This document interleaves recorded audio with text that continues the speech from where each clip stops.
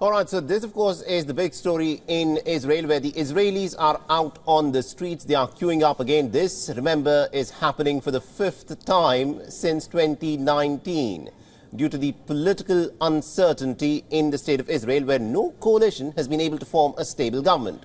So it is election season all over again, but the issues, of course, remain pretty much the same. Now, there are four key players here. Benjamin Netanyahu, the longest-serving prime minister in the Israeli history, who's trying to make a comeback.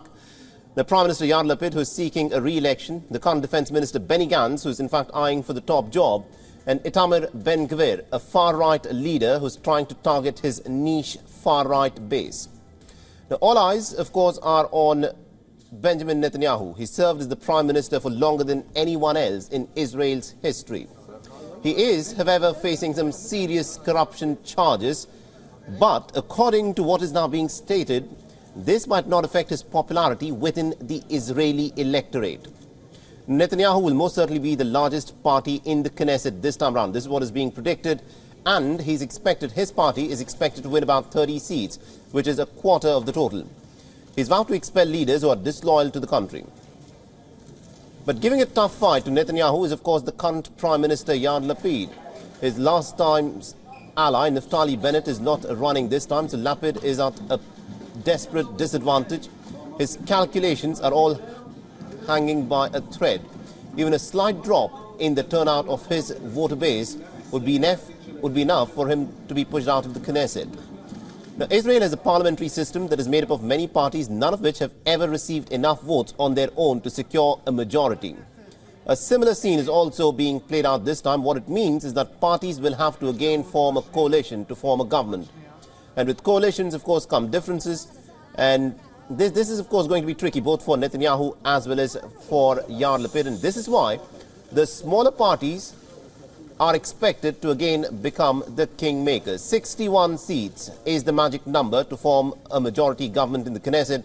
But who can actually cobble those numbers together is, of course, something that remains to be seen.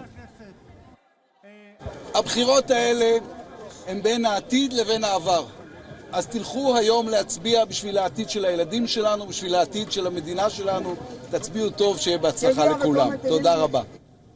Now, Benny Gantz is also in the running. His new national party is, of course, aiming for a pretty strong showing. Netanyahu has already vowed to not partner with Benny Gantz. And also what is interesting is that the religious Zionist party is eyeing for a coalition to sit on the ruling side. And experts say that it could be the largest extreme right-wing group ever seated in Israel's parliament. Security and surging prices have topped the list of voter concerns. However, the voters are exhausted, and this could, of course, hurt today's turnout. In fact, reports say that it is expected to be historically a low voter turnout. And voters also say that the elections have become a bit like a rolling of the dice all over again. The same few leaders keep contesting on the same issues that they've been fighting elections for years now. Decade-old issues with the Palestinians is, of course, a key emotive topic.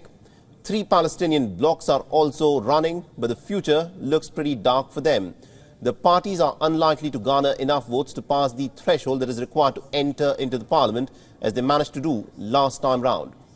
The last election was the first time that an Arab party was part of a ruling government, and this year things are looking uncertain for the Arab parties.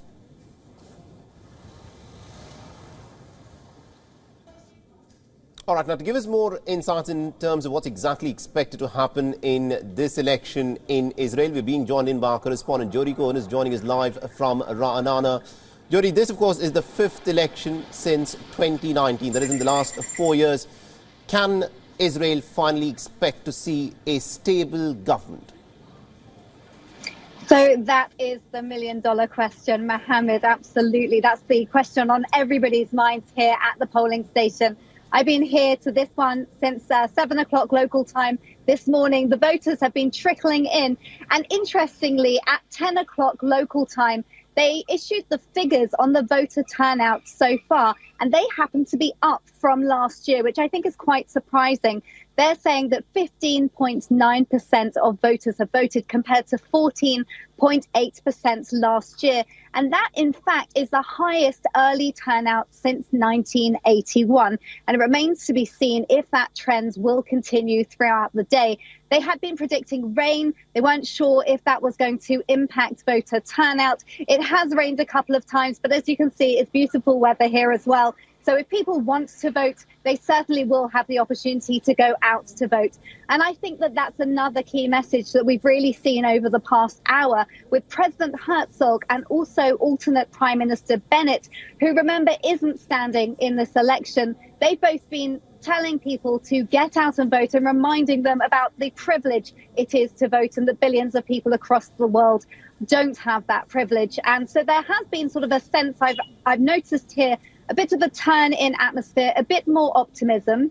From Yesh Atid's perspective, if there's a higher voter turnout, that could potentially mean a higher turnout from Arab Israeli voters. And if that's the case, then Hadash Tal could potentially get over the threshold to reach 4 seats. And also the Ram party, that also says that it represents the Arab Israeli community, they are expected to cross the threshold. And that would all be good news for Yair Lapid's opportunity potentially to be able to form a coalition, or at least to be able to take enough away from the other side to stop Netanyahu from a comeback. But there are so many scenarios that could play out. Absolutely indeed, Jodie. This, of course, is a very crucial election. We will, of course, keep tracking the developments as they unfold. But for the time being, thank you very much indeed for joining us from Ra'anana and getting us all those insights there. WION is now available in your country. Download the app now and get all the news on the move.